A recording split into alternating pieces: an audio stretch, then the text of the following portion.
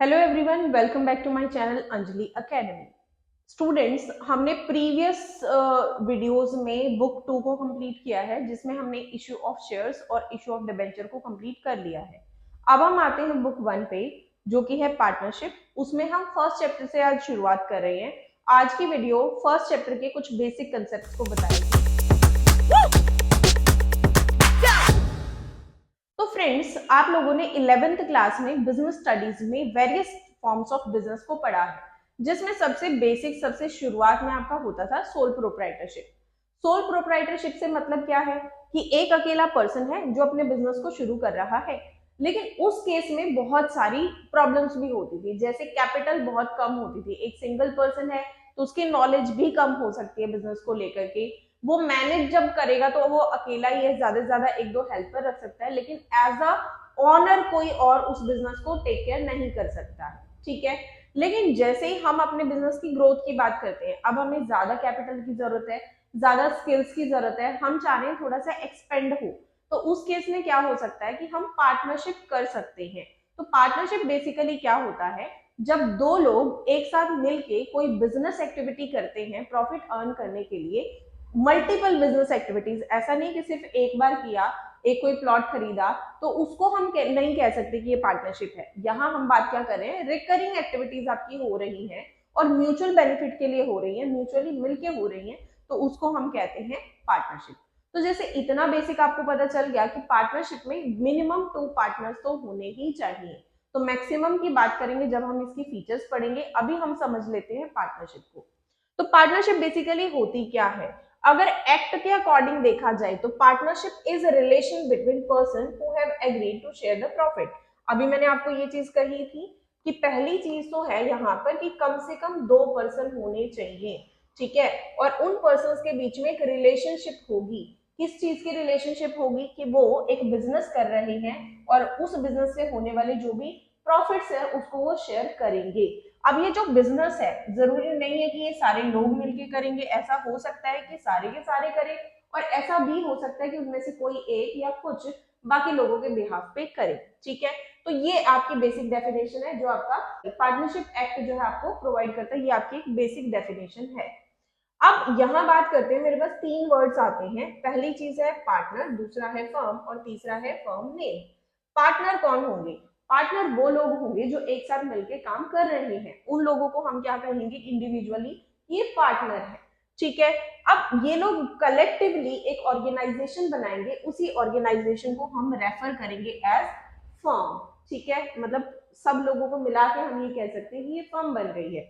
इसके बाद अगर बात करते हैं उस फर्म को जिस भी नाम के अंडर कैरी किया जाएगा उसको हम फर्म नेम बोल सकते हैं। ठीक है, तो इससे ज्यादा आई थिंक आपको कुछ बताने की जरूरत है नहीं यहाँ पे। बाकी अगर नेचर समझना चाहते हो तो बहुत सिंपल सी बात है। इसमें क्या होता है कि कोई सेपरेट लीगल एंटिटी नहीं होती है। अगर बिजनेस में कुछ भी गड़बड़ हुई तो पार्टनर सीधे सीधे लाइबल हो जाते हैं। ठीक है, और फर्म के जो डेट्स हैं वो प्राइवेट एसेट्स ऑफ पार्टनर से भी वसूल किए जा सकते हैं। ये हम आगे फर्दर पढ़ेंगे जब डिसोल्यूशन की बात करेंगे, लास्ट चैप्टर जब हमारा होगा इस बुक का, तब हम इसको बहुत ज्यादा डिटेल में बात करेंगे। अभी हम बढ़ते हैं नेक्स्ट टॉपिक की तरफ। नेक्स्ट टॉपिक हमारा है असेंशियल फीचर्स या कैरेक्टरिस्टिक्स। कैरेक्टरिस्टिक्स आपको क्या बताएगा कि कौन कौन सी कंडीशंस जो है पार्टनरशिप में अप्लाई होती हैं, कि ये है तो आप कह सकते हो कि ऐसा ही होगा, या फिर ये कहें कि पार्टनरशिप है तो ऐसा ही होना चाहिए। इसमें सबसे पहली बात जो आपको मैं चैप्टर स्टार्ट करते मैंने आपको बताया था कि मिनिमम 2 पर्सन होने चाहिए, 2 से ज्यादा भी हो सकते हैं। एटलीस्ट 2 पर्सन होंगे, एक अकेला पर्सन अपने साथ ही पार्टनरशिप नहीं कर सकता है, तो एटलीस्ट 2 पर्सन होंगे। अब यहाँ बात करते हैं कि क्या माइनर एक पार्टनर हो सकता है। ये सबसे बड़ा क्वेश्चन रेज होता है कि क्या एक माइनर पार्टनर हो सकता है। तो बेसिकली देखा जाए तो माइनर पार्टनर नहीं हो सकता, लेकिन अगर हम उसको एज अ पार्टनर इंट्रोड्यूस कर भी रहे हैं तो उस केस में उसकी कोई बहुत भयंकर लायबिलिटी नहीं होती है, उसको सिर्फ हम प्रॉफिट देते हैं, लॉस नहीं दे सकते हैं। तो इस वजह से ये कह सकते हैं कि माइनर जो है बेसिकली पार्टनर नहीं हो सकता। अनसाउंड माइंड का कोई भी पर्सन है तो वो पार्टनर नहीं हो सकता है। कोई भी पर्सन जिसको लॉ ने डिस्क्वालीफाई करा हुआ है, यानी लॉ के अकॉर्डिंग कोई भयंकर लेवल का क्रिमिनल है, टेररिस्ट है, तो इस टाइप का पर्सन जो है कोई भी पार्टनर नहीं हो सकता। इसके अलावा अगर बात करें तो अभी के लिए मिनिमम जो है वो 2 पर्सन हो सकते हैं और मैक्सिमम की अगर बात करें तो 50 मेंबर्स हो सकते हैं। लेकिन जो हमारा लॉ है, हमारा लॉ सेंट्रल गवर्नमेंट को एक अथॉरिटी देता है कि अगर वो चाहे तो इसको इंक्रीज करके 100 पार्टनर तक कर सकती हैं। बट करेंटली पता होना चाहिए कि करंटली मिनिमम जो है वो 2 है और मैक्सिमम जो है वो क्या है 50 है। यानी सेंट्रल गवर्नमेंट अगर चाहे तो इंक्रीज करके 100 कर सकती है, बट फिलहाल के लिए मिनिमम 2 है, मैक्सिमम 50 है। इसके बाद बात करते हैं एग्रीमेंट। एग्रीमेंट क्या होगा? अब जैसे मैं कहूँ कि मुझे पार्टनरशिप करनी है आपके साथ, तो अगर मैं आपके साथ पार्टनरशिप करूंगी तो हम दोनों क्या करेंगे, कोई ना कोई एग्रीमेंट बनाएंगे, कुछ एक टर्म सेट करेंगे जिस पर हम दोनों एग्री करते हो। तो इसी तरीके से जब भी पार्टनरशिप करी जाती है तो उस टाइम पे एक एग्रीमेंट बनाया जाता है। उस एग्रीमेंट को हम पार्टनरशिप एग्रीमेंट या पार्टनरशिप डीड बोल सकते हैं। इस एग्रीमेंट में सारी डिटेल्स होती है। अब यहाँ अच्छी बात क्या है कि ये जो एग्रीमेंट है वो रिटन भी हो सकता है और ओरल भी हो सकता है। मतलब ऐसा हो सकता है कि हम राइटिंग में बनाए, ओरल भी हो सकता है कि म्यूचुअली हमने क्या करा, एक सेटिंग कर ली कि ठीक है जी ये चीजों पर हम एग्री करते हैं। लेकिन ओरल अगर है तो उसमें आप है ना दूसरे बंदे को अगर वो अपनी बात से मुकर गया तो आप फोर्स नहीं कर सकते, ठीक है। But still there is an option, ये रिटर्न भी हो सकता है, ओरल भी हो सकता है। नेक्स्ट आपका है कि जो भी बिजनेस करना है वो लॉफुल बिजनेस होना चाहिए। कुछ भी ऐसा नहीं करना चाहिए कि जो लॉ के अगेंस्ट है, उस चीज को आप लीगल सेंस में पार्टनरशिप के अंदर नहीं लेके आ सकते हो। नेक्स्ट आपका है प्रॉफिट शेयरिंग। जितने भी पार्टनर्स होंगे इनके बीच में प्रॉफिट शेयरिंग होनी चाहिए, चाहे किसी भी रेशियो में हो, किसी एक को बहुत ज्यादा मिल रहा है, किसी को बहुत कम मिलता है, डजंट मैटर, बट उनके बीच में प्रॉफिट शेयरिंग होनी चाहिए। प्रॉफिट और लॉस सब कुछ शेयर होना चाहिए।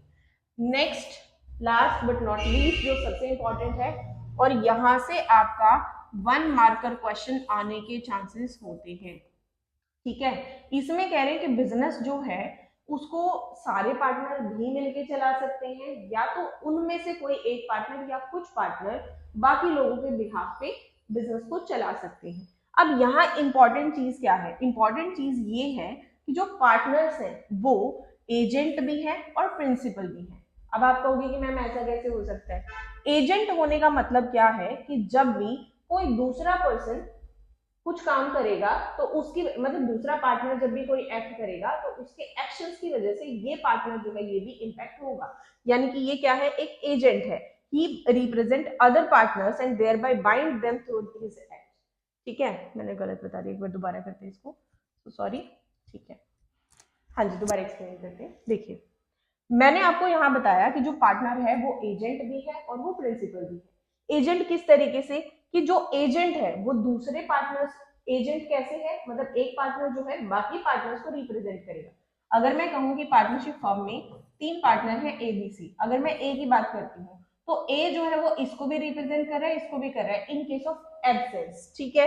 अब ए जो भी एक्ट लेगा उन एक्ट का सीधा सीधा इम्पैक्ट किस पे आ रहा है? बी और सी पे आ रहा है। इसी तरीके से बी और सी अगर कोई भी काम करते हैं, कोई एक्ट करते हैं, तो उसकी वजह से जो भी रिजल्ट निकलेगा उस पे ए का भी, ए के ऊपर भी उसका इम्पैक्ट आएगा।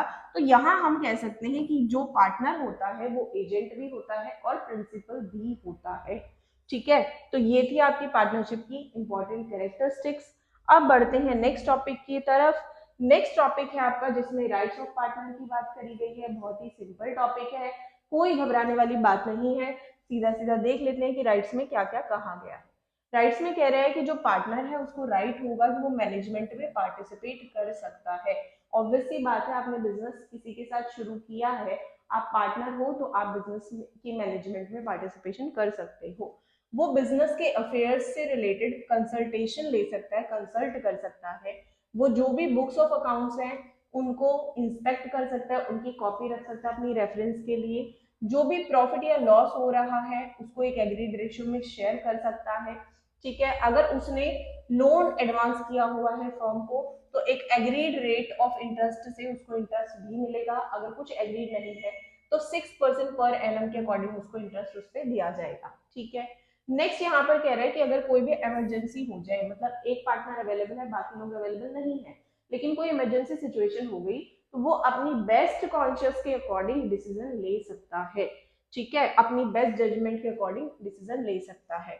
अच्छा, इसके बाद ये कह रहे हैं कि वो चाहे तो रोक सकता है किसी भी नए पार्टनर का एडमिशन।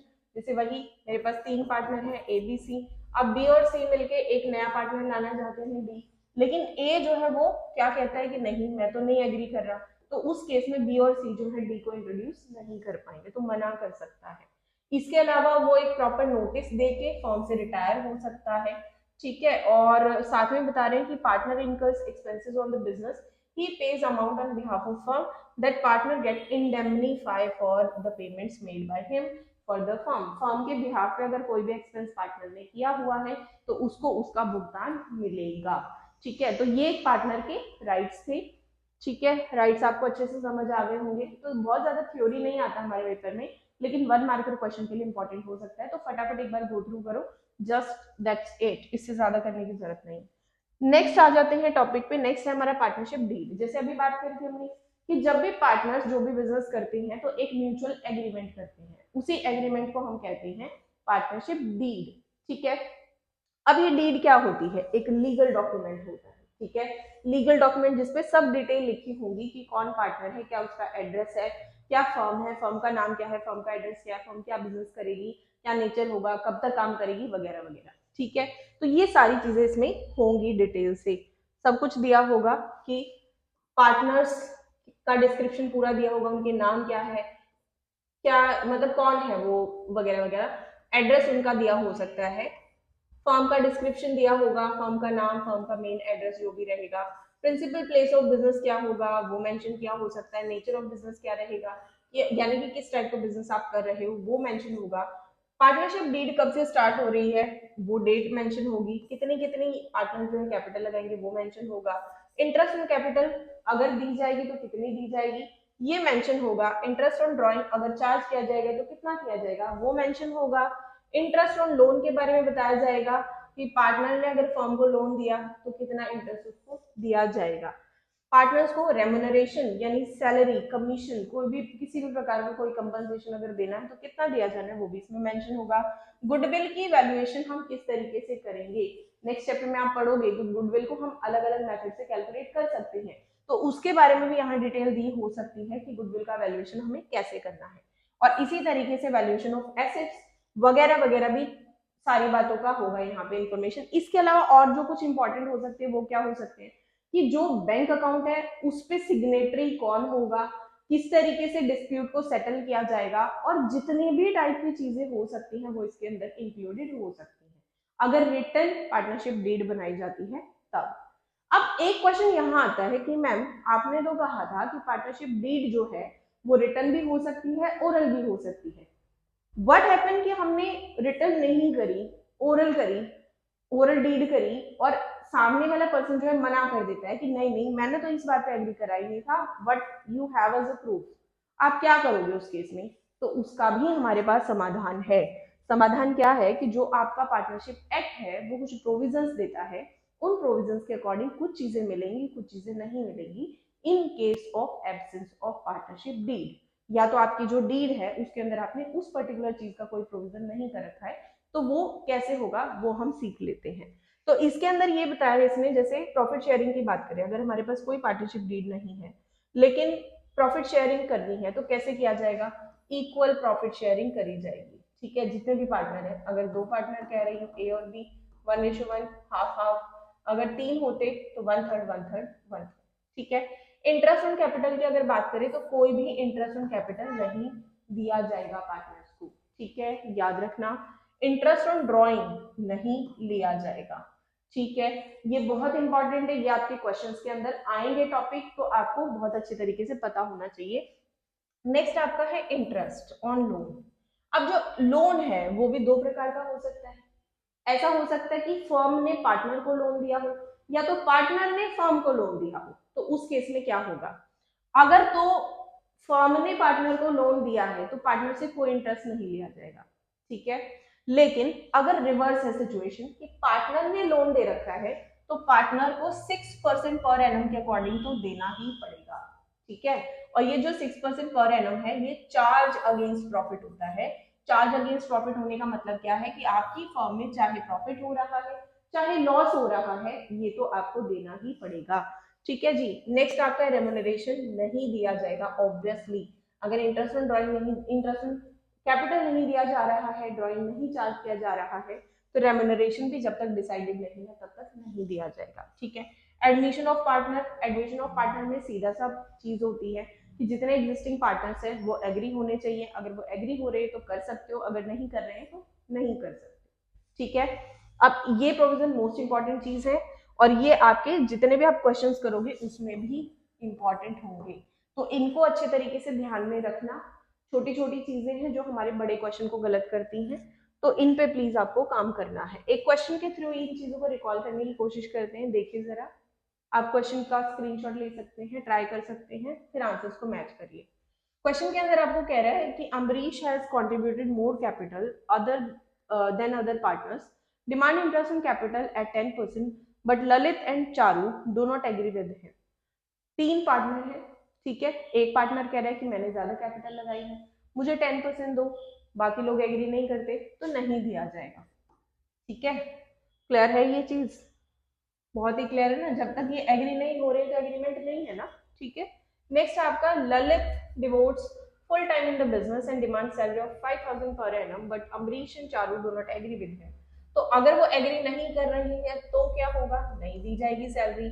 सेम है, चारू डिमांड करती है interest on loan 50,000 given by her at the market rate of interest 12% per annum. तो अगर चारू पार्टनर ने लोन दिया हुआ है तो उसको 6% पर एनम मिलेगा, ठीक है। जो भी उसका लोन है उस अमाउंट पर 6% पर एनम, 12% नहीं मिलेगा, ठीक है। अम्बरीश जो है वो विड्रॉ करता है 10,000, वो चाह रहे हैं कि चार्ज करें, बट इस केस में भी क्या होगा, इंटरेस्ट ऑन ड्रॉइंग चार्ज नहीं किया जाएगा। Profit before taking into account, profit आपका 50,000 था, तो ये कह रहे हैं कि कैपिटल की रेशियो में डिवाइड करो, लेकिन जब हम प्रोविजन के अकॉर्डिंग जाते हैं, यानी जब हमारा प्रॉफिट शेयरिंग का कुछ नहीं दिया हुआ, तो हमें हमेशा प्रॉफिट कैसे बांटना है, इक्वली बांटना है, ठीक है। तो तीनों पार्टनर्स के बीच में इक्वली डिस्ट्रीब्यूट होगा। साथ में कह रहे Lalit want to introduce his son in there as a partner, Charu object करती है, तो ऑब्वियस सी बात है उसको हम इंट्रोड्यूस नहीं करेंगे एज अ पार्टनर। क्लियर है ये चीजें? बहुत आसान था, ठीक है। आज की वीडियो को खत्म करते हैं एक छोटे से टॉपिक के साथ।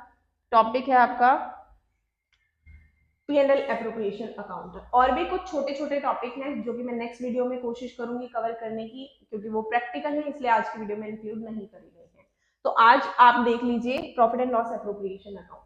अब profit and loss appropriation account क्या है, इससे पहले आपने 11th क्लास में जब फाइनल अकाउंट्स बनाए थे तो आपने ट्रेडिंग अकाउंट बनाया था, आपने प्रॉफिट एंड लॉस अकाउंट बनाया था।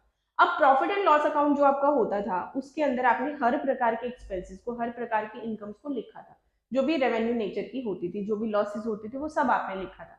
अब मेन बात आती है कि पार्टनर्स को जो चीजें देनी होती हैं, ठीक है, उसको हम कहाँ दिखाएंगे, उसको हम P&L अकाउंट में नहीं दिखाएंगे, उसको हम दिखाएंगे एक सेपरेट अकाउंट में जो प्रॉफिट एंड लॉस का ही एक्सटेंशन है, जिसका नाम है profit and loss appropriation account, ठीक है। तो ये है आपका profit and loss appropriation account. जैसे कि मैंने आपको कहा कि ये एक्सटेंशन है, एक्सटेंशन है इसका मतलब क्या है, इसकी जो शुरुआत होगी वो किससे होगी, प्रॉफिट एंड लॉस के बैलेंस से ही स्टार्टिंग होगी। तो अगर तो प्रॉफिट है बैलेंस में, अगर तो आपका प्रॉफिट एंड लॉस में प्रॉफिट था तो आप इस तरफ दिखा देंगे, किस नाम से दिखाएंगे, by profit and loss account, bracket में मेंशन कर सकते हैं नेट प्रॉफिट, ठीक है। अगर लॉस हुआ तो ऑपोजिट साइड यानी कि डेबिट की तरफ कर सकते हैं। तो इसके लिए थोड़ा सा आप याद करो, जब आप इसके लिए याद कीजिए प्लीज कि आपने जब ट्रेडिंग अकाउंट किया था कुछ इस तरीके से आप ट्रेडिंग अकाउंट बनाते थे, ठीक है, कुछ इस तरीके से आप प्रॉफिट एंड लॉस अकाउंट बनाते थे, ठीक है। ट्रेडिंग अकाउंट का जो भी ग्रॉस प्रॉफिट आता था यहाँ लिखते थे और उसको ट्रांसफर करते थे कहाँ पे, यहाँ पे gross profit, by gross profit, ठीक है, ये टू ग्रॉस प्रॉफिट होता था। अगर तो लॉस आता था, मतलब अगर ग्रॉस लॉस आता था तो उसको आप यहाँ ट्रांसफर करते थे टू ग्रॉस लॉस करके। तो इसी तरीके से जो प्रॉफिट एंड लॉस अकाउंट है उसका जो बैलेंस आएगा, मतलब यहाँ पे अगर आया आपका नेट प्रॉफिट तो वो कहाँ जाएगा, वो जाएगा ऑपोजिट साइड यानी कि credit side of P&L appropriation account. इसी तरीके से अगर लॉस आता है, अगर तो यहाँ लॉस आ जाता है, बाय नेट लॉस आता है एंड में, तो वो कहाँ जाएगा, डेबिट की तरफ जाएगा। तो शुरुआत फर्स्ट एंट्री आपको समझ आ गई, इसके अंदर क्या दिखाना है। अब एक सिंपल सी बात है, आप अगर क्रेडिट की तरफ प्रॉफिट लिख रहे हो, इसका मतलब क्रेडिट में वो सारी चीजें आएंगी जिससे आपका प्रॉफिट बढ़ रहा है, ठीक है, और डेबिट की तरफ वो सारी चीजें आएंगी जिससे प्रॉफिट कम हो रहा है। यानी पार्टनर्स से जो चीजें लेनी है वो क्रेडिट की तरफ आएंगी, और जो पार्टनर्स को चीजें देनी है या फिर प्रॉफिट का कहीं पे एप्रोप्रिएशन करना है किसी और तरीके से, तो उसको हम कहाँ दिखाएंगे, डेबिट की तरफ दिखाएंगे। इसमें क्या क्या हो सकता है, क्रेडिट की तरफ आपकी एक ही एंट्री है जो पार्टनर से आप ले सकते हो, जो यहाँ दिखाया जाना है वो है इंटरेस्ट ऑन ड्रॉइंग, IOD करके आप दिखा सकते हो। इंटरेस्ट ऑन ड्रॉइंग, अगर दो पार्टनर है तो दोनों के नाम से उनके सामने आप अंदर की तरफ ये वैल्यू लिखोगे, टोटल करके बाहर लिख दोगे, ठीक है। अब आते हैं ऑपोजिट साइड में, जो पार्टनर्स को दिया जाना है, इंटरेस्ट ऑन कैपिटल दिया जाना है वो लिख देंगे, इंडिविजुअल उनके नाम से, सैलरी दी जानी है वो लिख देंगे, कमीशन दिया जाना है वो लिख देंगे। अगर आपको प्रॉफिट में से कुछ हिस्सा रिजर्व में ट्रांसफर करना है तो वो भी आपका यहीं पर आएगा। End of the P&L appropriation account आप टोटलिंग करोगे, बैलेंसिंग निकालोगे। अगर क्रेडिट ज्यादा है, डेबिट कम है, तो डेबिट की तरफ आपका बैलेंस आ जाएगा जो कि प्रॉफिट होगा, ट्रांसफर टू इनके कैपिटल या करंट अकाउंट में ट्रांसफर कर दोगे। कैपिटल या करंट में करना है वो कैसे करना है वो हम नेक्स्ट वीडियो में समझेंगे जब हम कैपिटल का नेचर समझेंगे, ठीक है। अगर ऑपोजिट में आता है, लॉस आता है, तो वो भी आपका कहाँ जाएगा, कैपिटल में या करंट अकाउंट में जाएगा।